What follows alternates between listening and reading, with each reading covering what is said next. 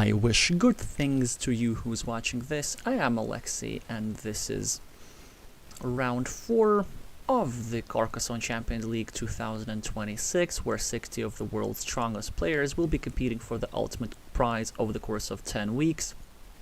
We are approaching the decisive events of the league stage, as there are only 5 rounds and only so many spots in the playoffs.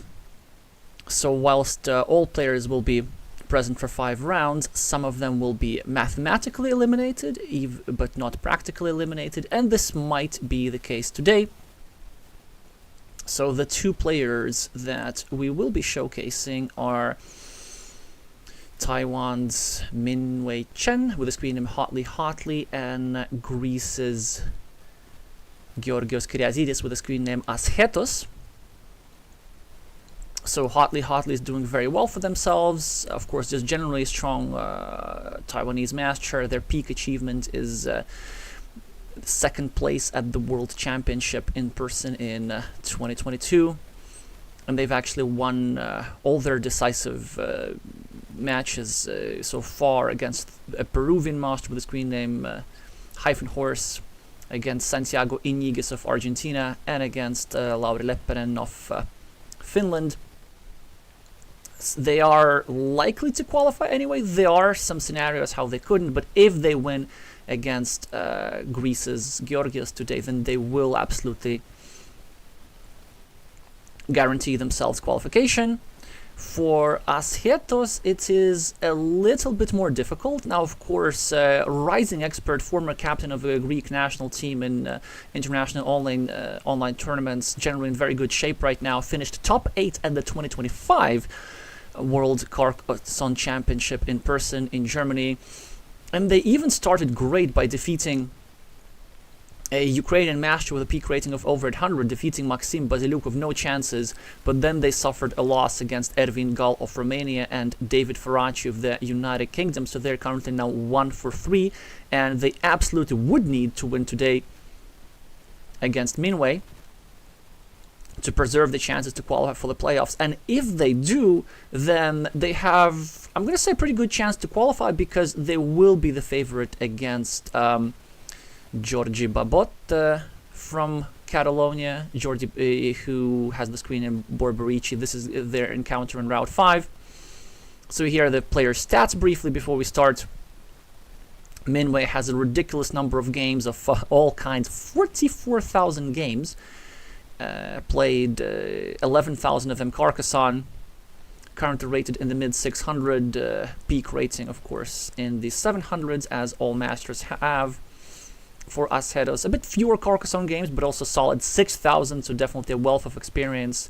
Peak rating above 600, and currently quite close to it, 572, so definitely decent shape. And the games have already started. As usual, this is going to be a best of 3. So, Minwei with the red meeples, of course, to represent the Taiwan flag, I'm going to presume. Starting with 4 points for a city, always a great start.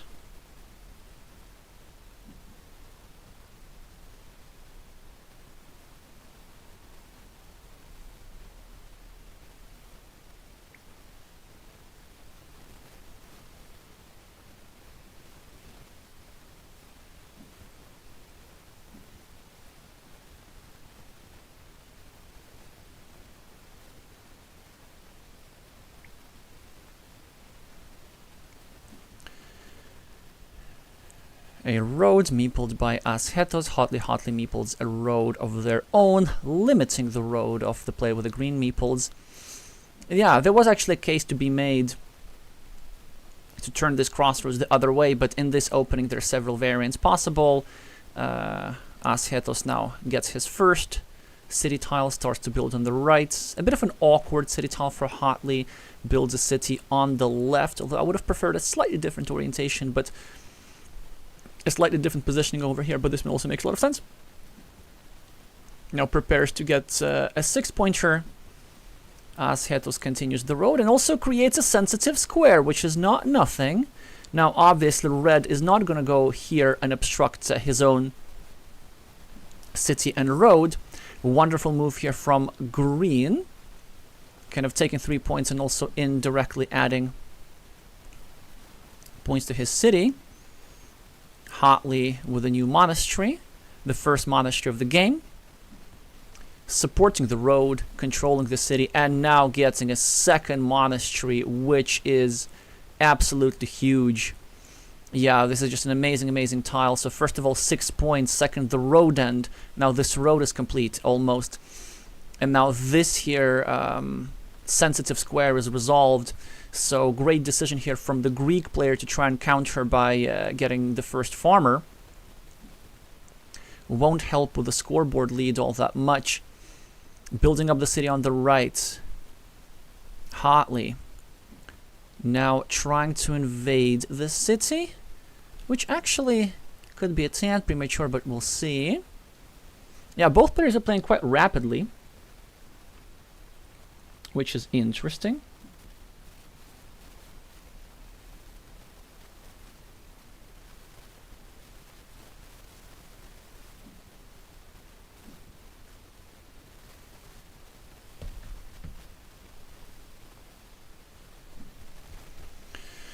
Alrighty, so Ashetos is trying to take over the city on the right, or at least restrict this here square. Red is now looking to attack the field, and this is a lovely move actually from Ashetos. Yes, adding a point to his opponent's monastery, but it delays just the scoring machine so much. There are only 2 tiles that remain into this square, and 25% of the time you don't even get those tiles at all. Great move from the Greek player again, now trying to block this monastery, whilst also dropping a second farmer to support this first green guy. Even with this square restricted, which slightly limits the farm, there's a lot of potential. It's already 3 completed cities here, a 4th one waiting to happen, and just a sufficient number of green squares for it to be the main feature of the game. And Hotly obliges, tries to block this here city guy unsuccessfully. And Ashetos, kind of played quite fast. I think with this here tile, he could have gone over here and block this here monastery, which is what I would have preferred, but certainly I can understand the desire not to be wasteful with city caps. Hotly also has a dilemma right now, either to continue his restricted city, which is what I would do, or do this, which again makes some sense. Yeah, it makes some sense. And building up the monastery also makes sense, and also limiting this green guy also makes some sense. But I really liked the idea of trying to get a threat of completing a red city and dropping a farmer, which now looks unlikely to happen. Yeah, the Greek player is doing quite well for himself. It was an excellent start for red, but with these restriction moves, kind of red was stopped in his tracks a little bit. Also, the penultimate crossroads was drawn, so there's not only 1 tile remaining that fits into this critical square. So now I like green as much as red, if not more. Hi Helge, hi Mr. Uzonas, hi un Polo Verde.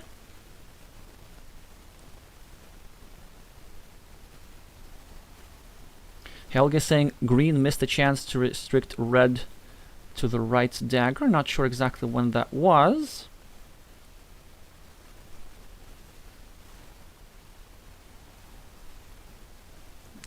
Hi Nalaheim.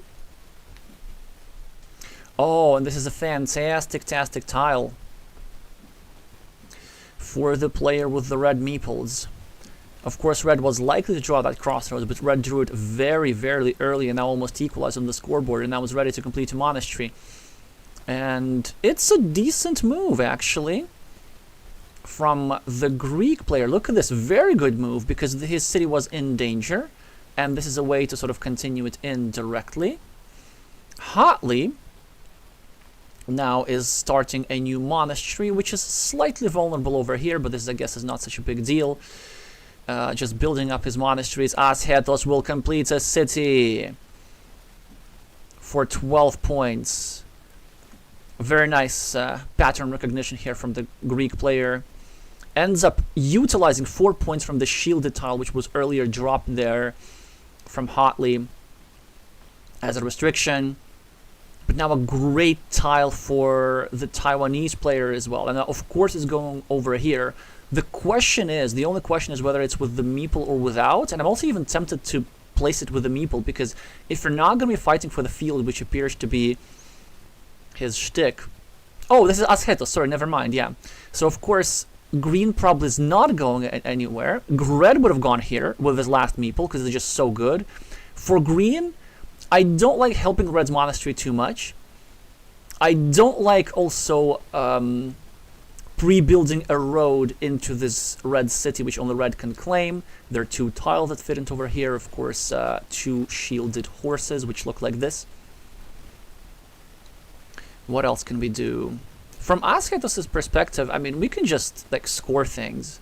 Not sure exactly where you do that. Maybe you go here for a monastery? That's not bad. Because it controls this square a little bit, so it does not let this guy develop that easily. This is fine. Starting a monastery like this. Hotly will probably finish his monastery, or maybe wait for a better tile. Yeah, a reasonable move is to actually go here, or maybe gamble a little bit and place our last meeple over here. Yeah, I probably like this more. Because even with 3 monasteries, Hotly is going to be behind a little bit to this 12-point farm and to this 1 monastery of green, as well as green scoreboard lead. So I like the idea of scoring here. The 8 points, if successful, should make a significant difference to our win probability. And then we can still use tiles productively, like we can get the horses here, we can get the Doritos here, we can get the curves. And I think it's a understandable but a little bit chickeny move, because this road is also slightly dangerous. Now red starts a new city, green starts a new city rather. Red tries to create an attacking platform against it, and green will just build up. Although I'm not sure if it's exactly what green wants. Yeah, this move makes sense. Although I probably think it's a little bit greedy, yeah, trying to just drop a city cap in his field. I like the idea of simply scoring, because from green's perspective, you don't actually need to build up the field in order to win. Ideally, you want to preserve it at 12 points. And with this here, city cap, you don't want to give back an invasion platform. Yeah, so I think an imprecision here from the Greek player. Hotly now scored 3 points. Did not recover monastery meeple. Figures he can do this later with one of the 4 remaining curves rather. Yeah, so again, a game with a lot of quick points for either side. Hotly now can go here, score 4 points, and create a farming platform, which you can realistically use. If you want to go a bit crazy, you can go here and invade this city, which is very likely to be blocked. But if isn't, it's going to be game winning. Does not go crazy just yet, with the game we're almost equal on the scoreboard. Yeah, Ashetos is trying to block the square a little bit. This is actually quite smart, because now if a triple city goes here, then this tile will interfere with the completion of that city, and a great, amazing tile for Ashetos. Not only because it is the highest scoring tile, because it gets the monastery and everything, but also because it eliminates this field connection platform, which was earlier created. And now, again, a lovely tile. This was the last splitter, the only tile which could have been used. Okay. So the only tile which could have been used over here to threaten the completion of that city, right? Because the second splitter is over here. But look at this. Hotly now going to start a 5-point road, possibly a 6-point road. Yeah, you have to meeple this. And then suddenly we are in danger in this area. Red is 1 tile away from completing this city. And this here Dorito tile will be protecting it inadvertently. It's a very fortunate sequence of tiles. Jesse Tony is asking, are you going to play in the championship? Yes, I am participating here. My round 5 deciding encounter against Martin Celinak of Czechia is scheduled for Monday, 1900 UTC.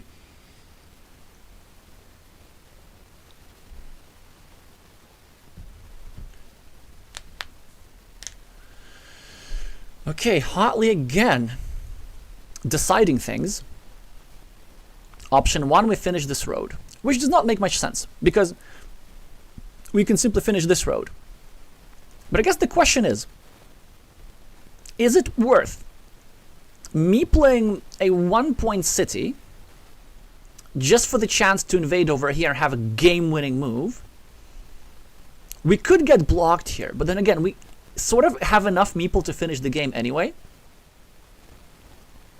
And then we can use road Doritos here and field Doritos here in that area. Honestly, I really want to do that. There are a couple of other alternatives. We could go here and meeple a city cap with the intention of finishing the city cap and dropping a farmer and then invading and equalizing the field. But I would refrain from that either, because with the same city cap, green is threatening to finish the city cap and drop a third farmer. So we will just be increasing the size of the farm for no reason, I'm going to say. This was an alternative. I was also thinking about this. I do not like this move either.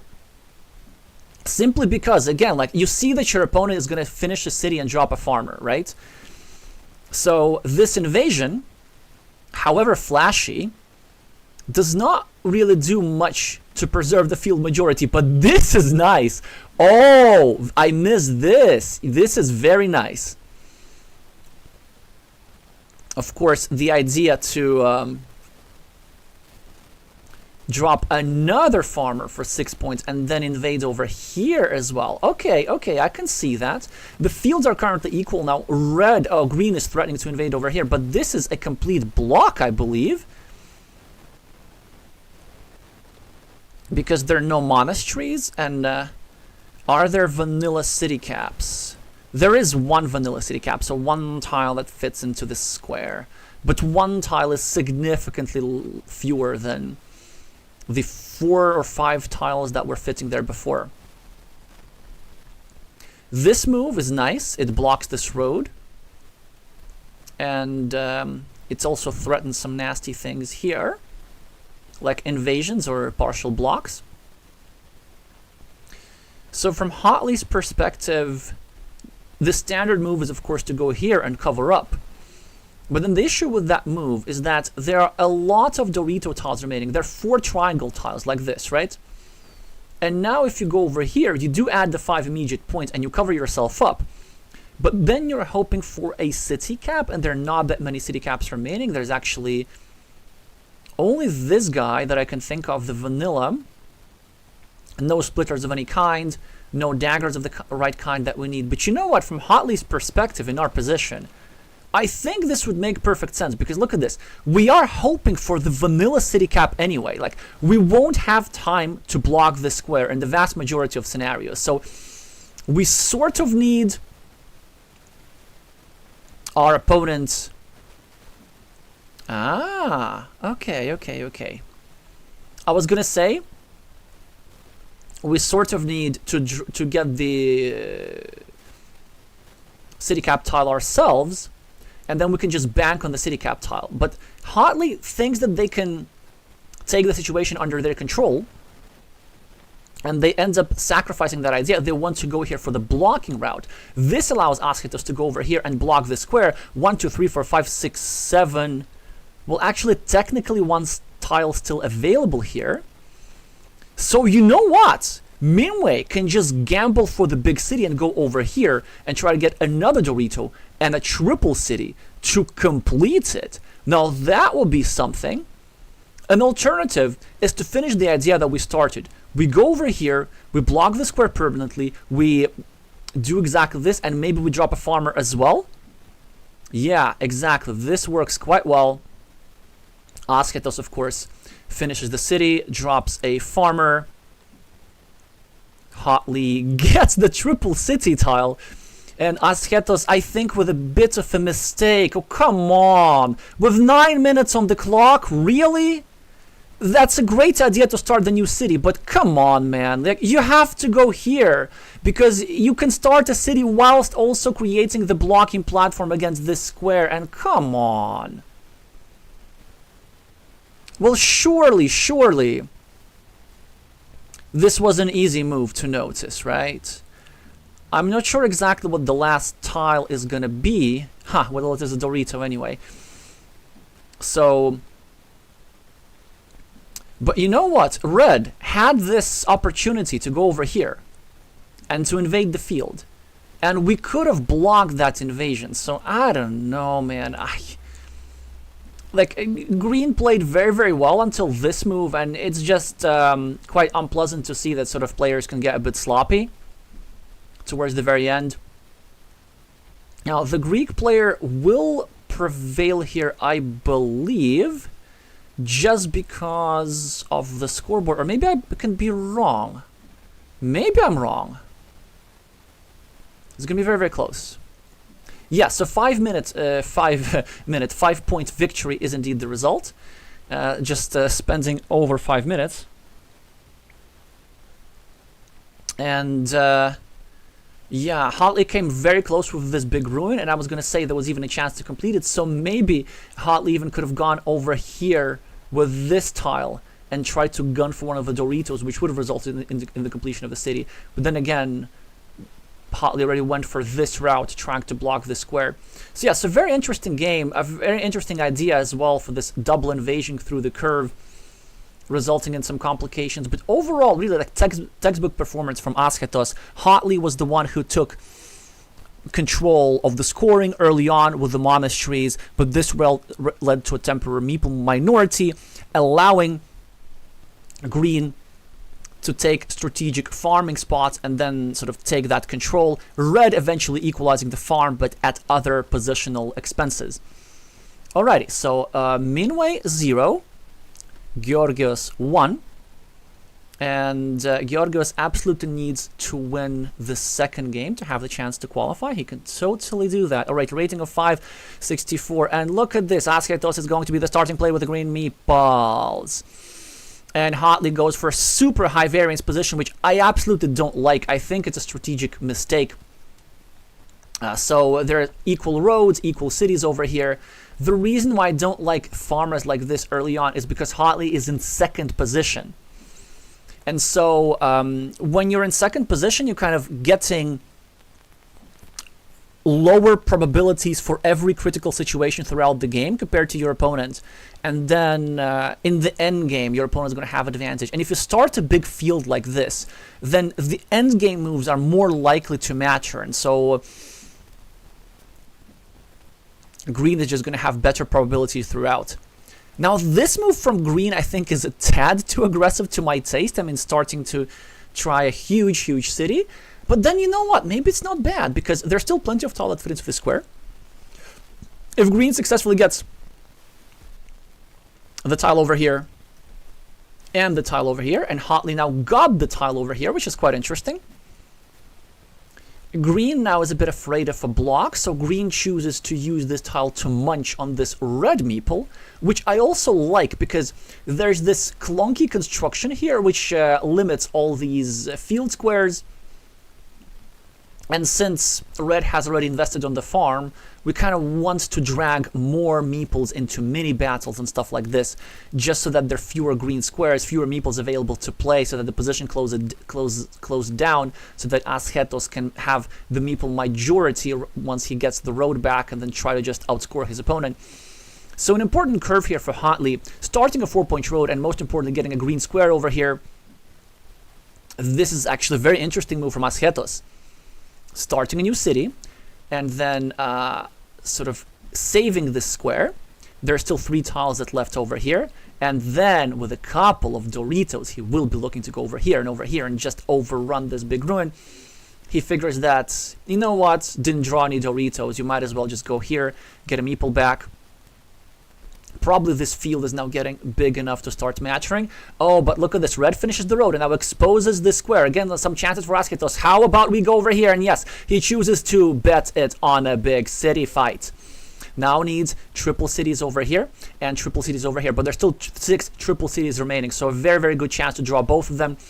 This is very hard to block. This is impossible to block, of course.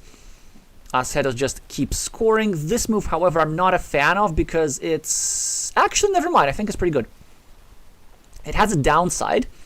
that it restricts the square a little bit, and most importantly that it prolongs the field of red eventually.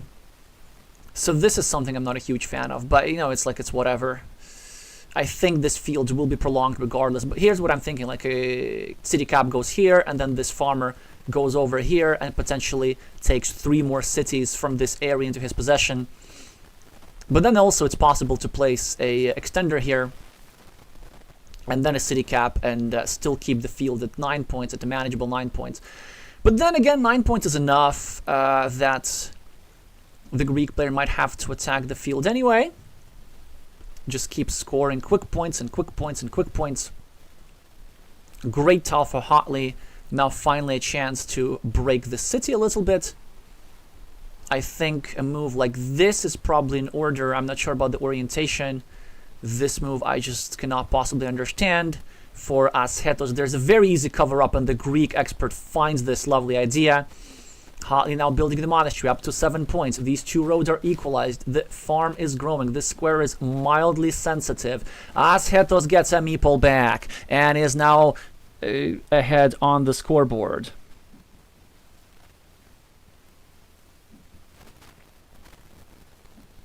Hi Dutchnik, hi Magnus.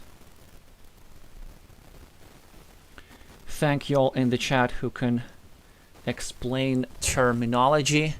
Yeah, sometimes it's just shorter to say these words than the full names of the tile, which would be quite a mouthful. Nice farmer here from green, you know, equalizing a meeple, and then posting this 9-point farmer to oppose this 9-point farmer. This 9-point farmer, of course, is better because it has more green squares for further developments. It has this here city cap to take care of and all these things. HotlyHotly with a good move, now trying to just limit these squares, but it doesn't really solve the underlying problem, which is green taking care of the majority of the city. Okay, so now green needs one of the 2 cow tiles, the 2 triple cities, in this area, and then in this area. And then ideally 1 more quadruple city in this area. But you know what? If green just gets one of the cow tiles, green's going to have, what, a 12-point advantage over here, or something like this. And then with the quadruple city or the triple city with a road, like here, green's going to have even more points, like 10 points over here. So green actually does not need to fill all squares in order to have an advantage. Green does not have to complete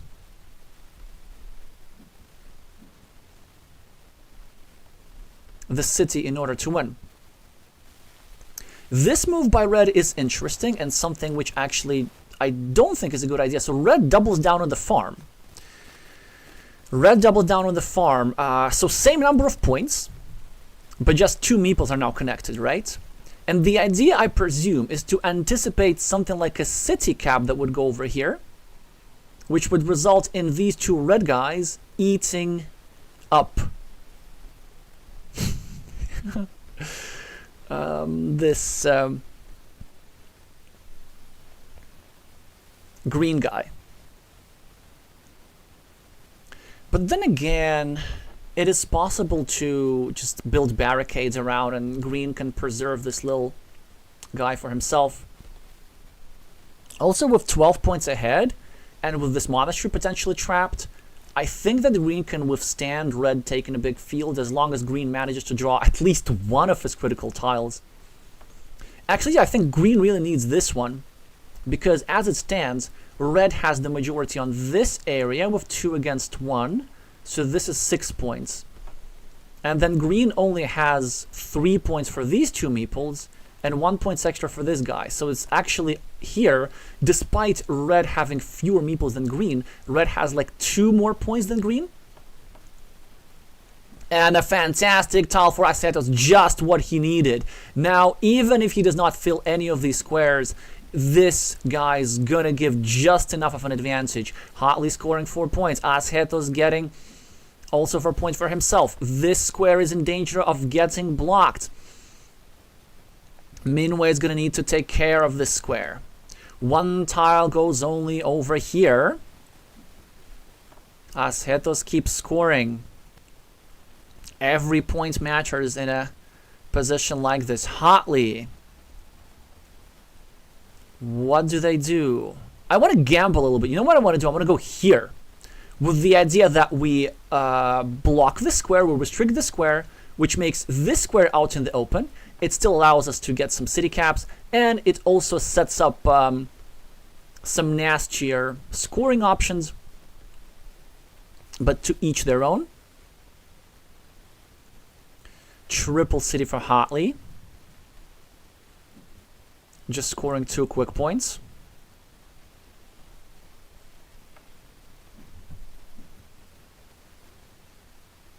Hi Tommaso, hi Sergey.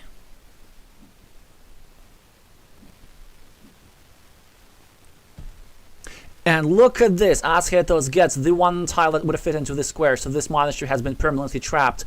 HotlyHotly has really no way of recovering a meeple, so they will be stuck with one meeple for the rest of the game, and Ashetos gets the triple city tile, and with that he's probably going to win the game, because I can't see how HotlyHotly is going to compensate it with the fields, even if he manages to get a city cap here, even if he manages to go over here and take away these 12 points from this poor green guy. I mean, the cities are just too much, right? Except now we just have to put it in the right place. Don't blunder, don't put it over here. Putting it over here will only add 4 net points to Ashetos. Putting it over here will add 14 net point for Ashetos. And I think he knows this, of course, unless he's very, very tired. But he's thinking about this, so there's not going to be a particular blunder. And if he goes over here, I think what he's contemplating it is whether it is worth to drop a 6-point farmer in this here area. And I don't know the answer to this question. It is worth considering because this farm is closed, so you're not going to have a second chance to use it. But this is even more interesting. This is even more interesting. I don't mind this. And he's thinking of even dropping a meeple. So the idea, of course, is to prevent red from getting a city cap in this area. Basically to make sure that red does not eat this green guy. I think it's a little bit against my taste. And probably green now has to meeple the city, which is a bit of a problem, right? Yeah, the city is 4 points. There's still one extender tile that goes over here.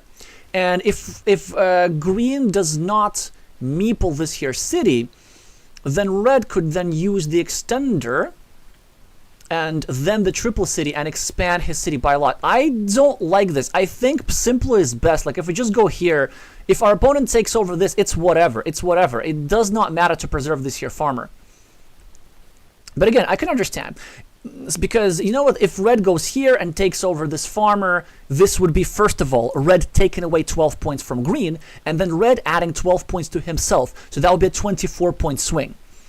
This move from green, I definitely would have preferred, just in case we don't draw a triple city, then we would have a chance if we get ourselves the extender just to equalize this here thing. Yeah, Ashetos is getting quite a lot of city caps, and again, just cleaning up everything that's in his opponent's field. So really not all that much that Minwei can do about this. Finally some 7 points, right? So 4 for the city, 3 for the field for HotlyHotly. 1, 2, 3, 4, 5, 6. 6 completed cities on this field, so 18 points. And Ashetos finally meeples the city for 8 points. Doesn't even matter if this tile goes over here. If this tile goes over here, probably it is not in his interest to even do anything about this. Just needs not to blunder. Do not go over here, because if we do go over here, we accidentally add this city to our opponent's field. And we even create a path how all the fields can be connected and we lose our majority. Anyway, this is fine, but I would have preferred using something like this. This was much better. Yeah, exactly. I mean, I know that Ashetos can build barricades. Just go here. Yep, exactly. Do not allow any farm invasions. Slight imprecision, but it's whatever. It's whatever. Yeah, look at this wonderful city here for 10 points. Again, I would have loved that meeple just a little bit earlier because unnecessary risk a bit on behalf of the Greek player, but certainly the idea of not putting the tile over here and going for the low variance approach of just separating the two farmers is certainly very, very interesting and might even be correct. Yeah, wonderful, really, creativity from the Greek player. And from HotlyHotly's perspective, Ashetos can even win bigger by getting this triple city tile.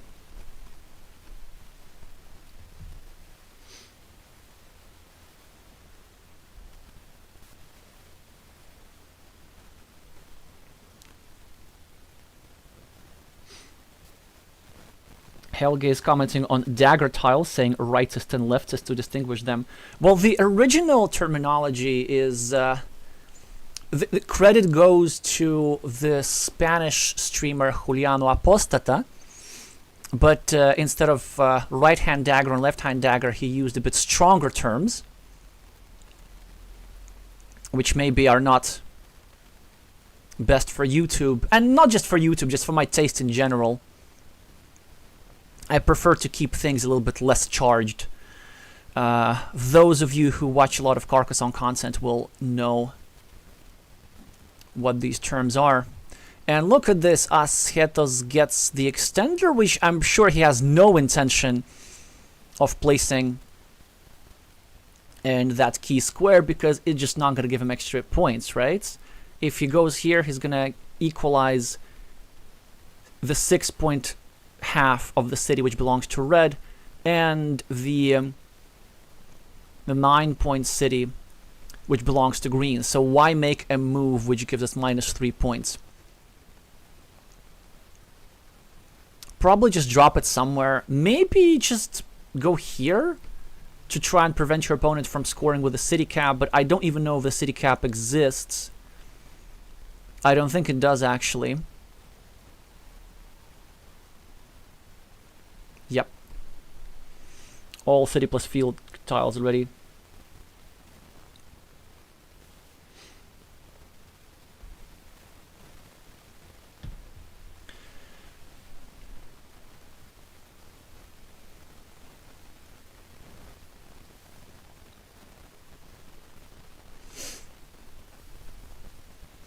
Alright, so what does Georgios do here?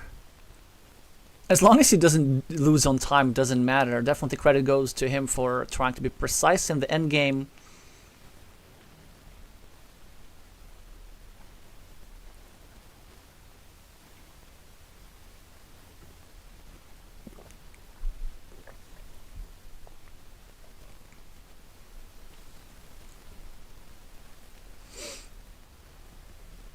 Well, we know that one of the remaining tiles is the cow, of course.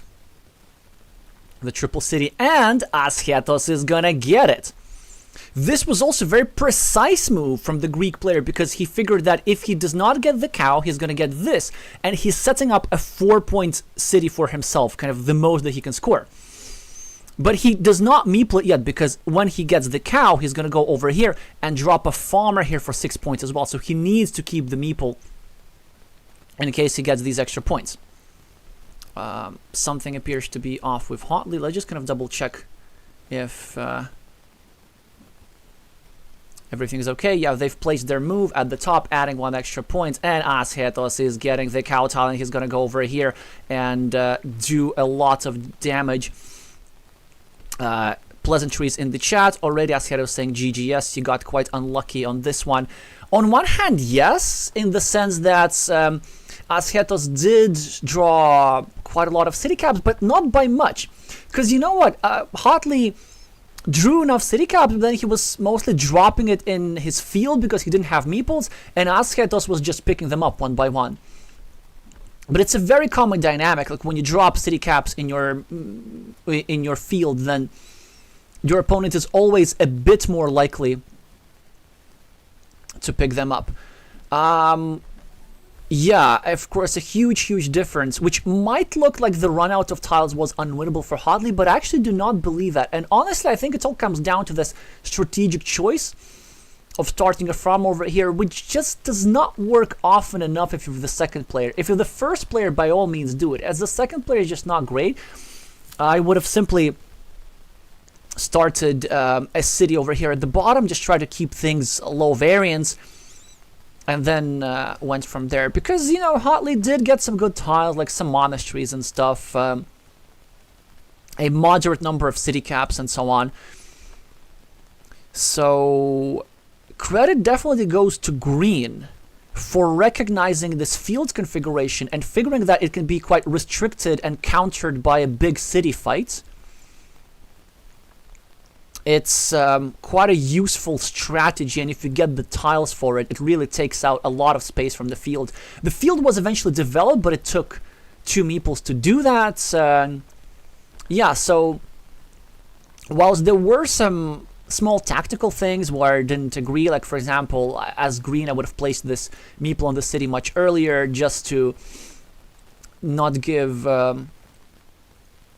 red any ideas, then it was possible to barricade this field a little bit earlier. Now again, green did this eventually, but it was just some minor precision things, but strategic choices I think from Ashetos were absolutely excellent, and deservedly they're approaching the rating of 600 again and in good shape to qualify for the playoffs. Don't feel too sad for Minwei. They still have very good tiebreakers. Now finally they're going to have a loss to their name. They are 3-1, so probably not going to be in 4th place anymore, going way down somewhere to the middle of the pack. But if they win against Thailand's Ritichai Chalongkul with the screen named Pakshe, who probably is going to be the favorite. I mean, the Thailand's Master has been really strong recently. But let's say if HotlyHotly wins, then they will going to be definitely qualify, and they even have a chance to qualify if they lose with a decent score. And for Ashetos, all the chances are alive. Especially winning 2-0 as opposed to 2-1 definitely helped. Now they have a positive tiebreaker with a neutral game record. And I'm going to say they're probably going to be the favorite against Georgi Babot of Catalonia. So if they manage to win, even with the minimum score, I believe they should be through. So that's the situation. Let's look real quick at the upcoming matches. I'm not going to be able to show anything today. I'm going to need to run away. You can tune in into Otto's stream of Mikhail Lapushinsky against Tsai Han of China. Should be an interesting one. And then other matches will be announced at a short notice because they're scheduled at a short notice. There is this Saturday match between the Korean and Portuguese player, which I'm showing, and there might be something before, but if there is, it's going to be scheduled at a short notice because it's a very fast-paced tournament. So the best way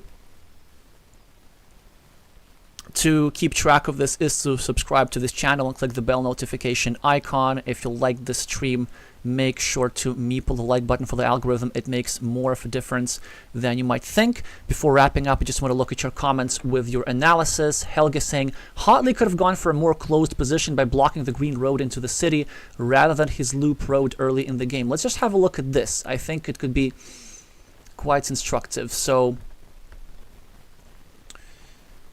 HotlyHotly could have gone for a closed position. I don't think I see it. I don't think I know what you mean.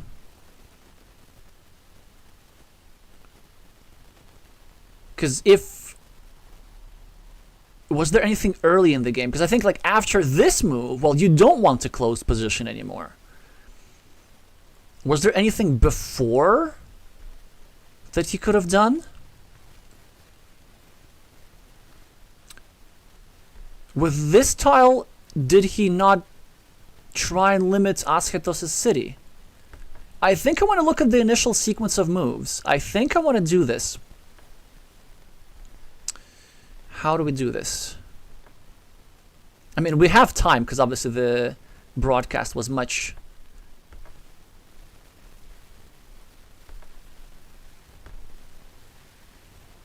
earlier than I expected. Hi, Mr. Uzonas, congratulations on the win. Let's just have a look at the very, very beginning, right? Okay, that makes sense. That also makes sense. I guess it was possible to go for a different orientation, but I normally like this. It's just a tempo move. I still can't see the road towards the city cap. Let's have a look at this. Yeah, so this position, it's like, it's what? It's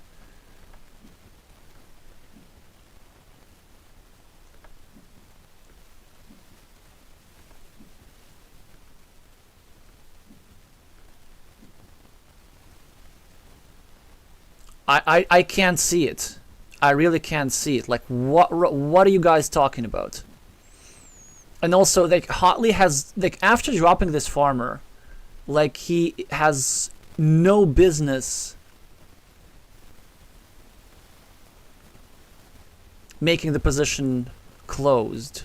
If anything, we need to open it up as much as possible. Okay, with the road Dorito, right? With the road Dorito. Instead of here doing this? No. The invasion is stronger. Like, I mean, sometimes red can win a city of 14 points. No, because the thing with these moves, like, very often, even masters will make optimal moves for like 20 moves in a row because they're quite easy to find. But then with these early choices, which look quite innocuous, you just keep shaping the kinds of moves that you will be forced to make later on. So that was really my only critique. But tactically, I don't think Reds did anything wrong like the vast majority of the game.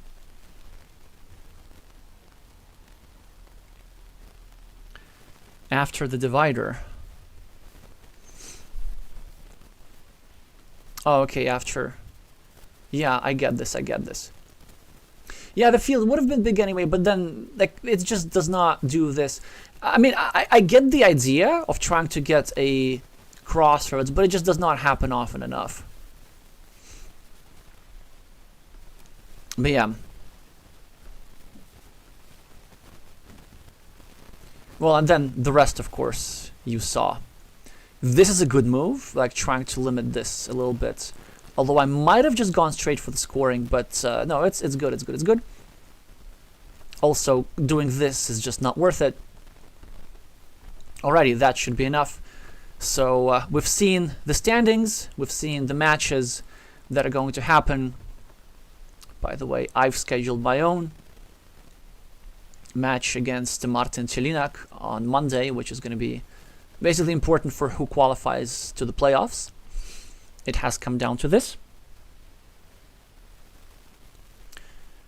Move 36. Just want to triple check that we're talking about the same thing. Oh, move 36. Okay. So we haven't gotten yet. Ah! This one from... Okay. So this one from HotlyHotly I thought about. It is possible. I think this one is quite interesting. I would say it is a little bit optimistic for two reasons. Because in order to succeed, in order to block this green guy, you have to first of all get a crossroads to separate your red guy, and then get a curve before green can get a crossroads of his own and separate himself from the top. So green can also get a curve, just connect and lure you in over here. And then if you put a curve over here and green goes over here like this, then green has accomplished his goal in trying to get away more meeples from the game. So let's say as soon as somebody drops a farmer, then the meeple ratio is 7-6 because the other tile has their meeples.